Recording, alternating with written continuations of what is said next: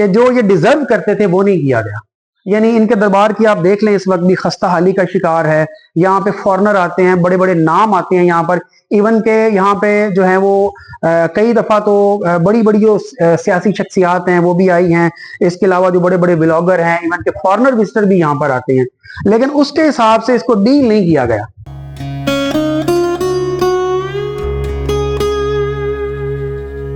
ये पंजाब की सरजमीन है जहां हवा में आज की शहादत की खुशबू रची बसी है। ये वही जमीन है जहां एक मर्दे मुजाहिद ने अपनी मट्टी, अपने लोगों और अपनी आजादी के लिए अंग्रेजों को ललकारा। फैसलाबाद से 50 किलोमीटर दूर वाक़े झामरा गांव एक अजीम कुर्बानी का अमीन है, जहां ऐसा मर्दे हुर पैदा हुआ जिसने 1857 की जंगे आजादी में पंजाब की क़यादत की। अस्सलाम वालेकुम दोस्तों, मैं हूं नौशेरमा सुल्तान। पंजाब का ऐसा सूरमा जिसने अंग्रेजों को तिगनी का नाच नचाया। हम पंजाबी आज भी अपने शेरों पर फख्र महसूस करते हैं। मैं मौजूद हूं राय अहमद खान खल शहीद के मज़ार पर। मैं आज आपको इनका मज़ार विजिट करवाऊंगा और बताऊंगा कि इनकी तारीख क्या और कैसे इन्होंने अंग्रेजों को जो है वो उनके नाक में दम कर रखा था। ले जी, ये राय अहमद खान खल का मकबरा, ये मेन इमारत है जिसके अंदर उनकी जो है वो कब्र मौजूद है।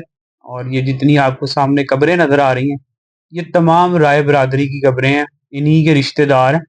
आज शदीद गर्मी है, तकरीबन 45-46 डिग्री सेंटीग्रेड है, लेकिन उसके बावजूद मेरी यही कोशिश है कि मैं आपको जो है वो अच्छा कंटेंट दिखाऊं और आपको जो है वो प्योर चीज़ें दिखाऊं, वो चीज़ें जो कहीं पर खो गई हैं।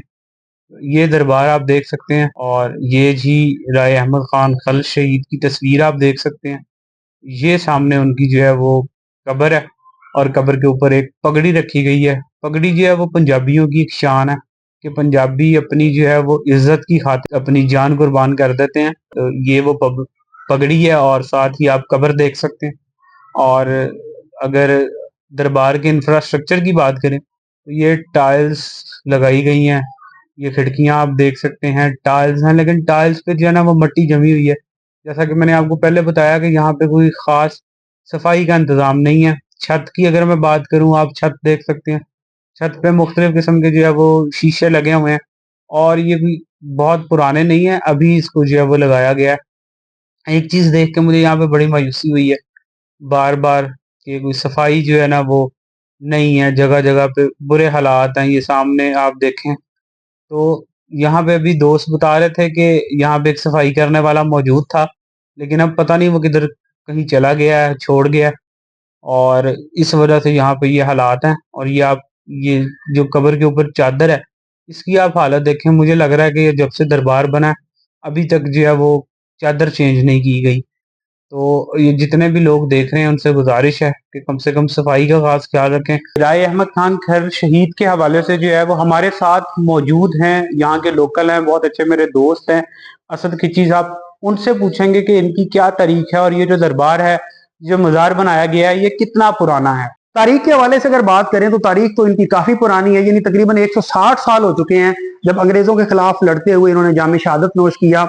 और इस दरबार की अगर बात करें जहाँ पे इस वक्त हम मौजूद हैं, तो ये हमने अपने बड़ों से सुना था। वो कहते हैं कि जब हम छोटे थे तो इसके ऊपर जो है वो सिर्फ 4 दीवारी थी कब्र के इर्द गिर्द। तो मेरी उम्र भी तकरीबन 30 साल है, तो मैं भी 30 साल से देख रहा हूँ कि जो 30 साल पहले यानी जब हम छोटे थे तो सिर्फ कब्र के इर्द गिर्द 4 दीवारी थी।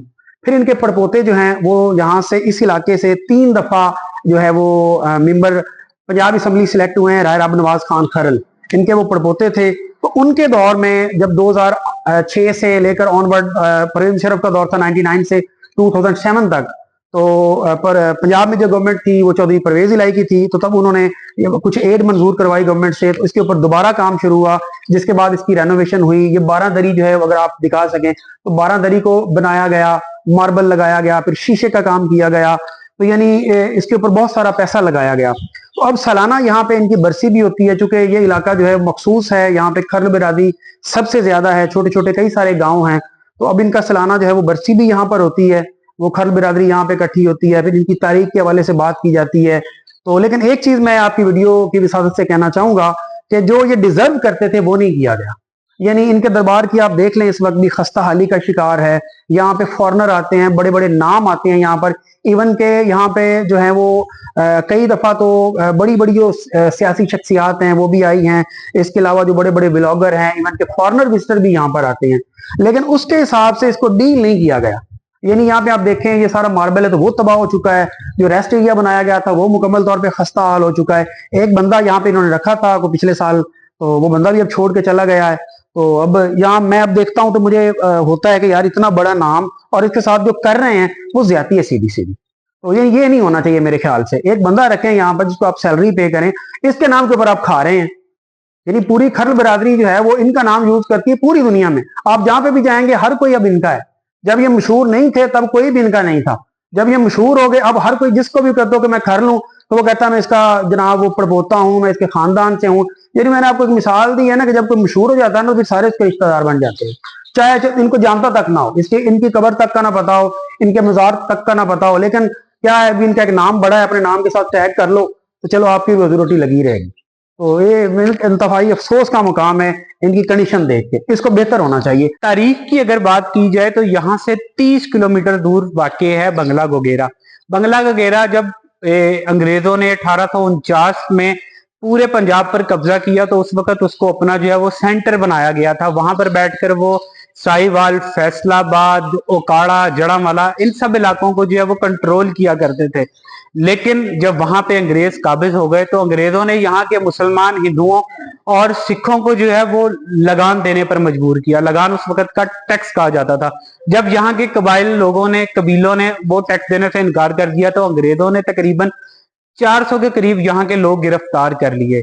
जब ये बात राय अहमद खान खल शहीद को मालूम हुई तो उन्होंने अपनी जो वहां के कबाइल के लोग थे उनके साथ मिलकर जो है वो अंग्रेजों पर हमला कर दिया और अपने लोगों को बाजियाब करवाया।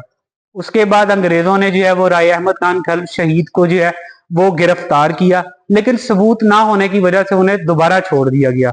उसके बाद वक्फे वक्फे से राय अहमद खान खल शहीद ने जो है वो अंग्रेजों पर ताबड़तोड़ हमले किए।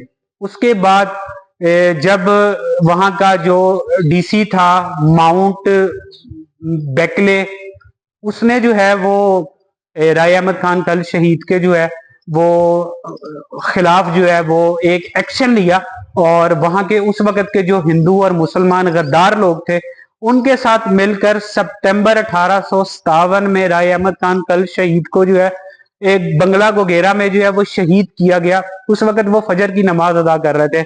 और इस दरबार के बारे में ये भी मशहूर है कि उनका जो यहाँ पर जो है वो सिर्फ सर मौजूद है, बाकी जो सारा जिस्म है वो कहीं और दफनाया गया है। राय अहमद खान खल शहीद ने फलसफा हुसैनी को अमली जामा पहनाया। उन्होंने बताया कि जब जंग अपने हकूक की हो तो उसके लिए सर तन की बाजी लगा देनी चाहिए। और ये हम नौजवानों के लिए एक मैसेज है कि जो असल ताकत होती है वो अपनी गैरत, अपनी दलेरी की होती है। उम्मीद करता हूं कि आपको ये वीडियो बहुत पसंद आई होगी। मिलते हैं अगली वीडियो में एक नई कहानी के साथ, एक नए सच के साथ। अल्लाह हाफिज।